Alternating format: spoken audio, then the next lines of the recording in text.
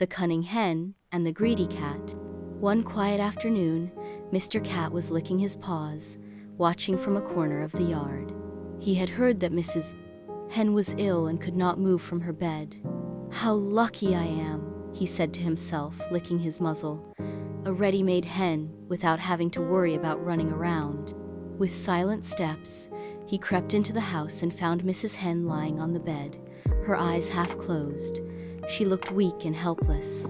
"Oh, dear Mrs. Hen, how sorry I am to see you so suffering," he meowed with feigned concern, while his claws dug gently into the floor with impatience.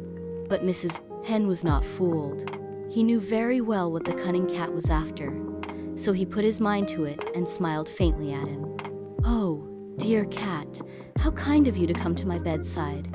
If you are so kind, could you do me a small service? My feet are cold, and the doctor told me to keep them in hot water. Could you boil some water for me?" The cat could hardly hide his satisfaction. "With pleasure. The more boiling water, the better, for my chicken soup."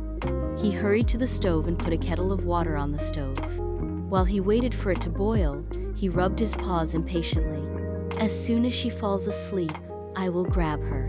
When the water began to boil, the cat poured it into a basin and brought it to the bedside. "Here it is, Mrs. Chicken. Now put your feet up and see how good it feels."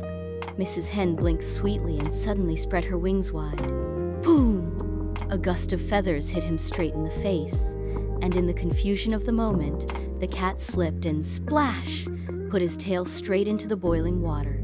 A high-pitched scream echoed throughout the yard. Triple O!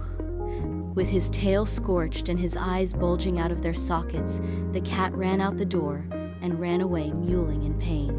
Since then, he has never dared to step foot on Mrs. Hen's doorstep again. Full moral: whoever digs another's grave may end up scorching his own tail.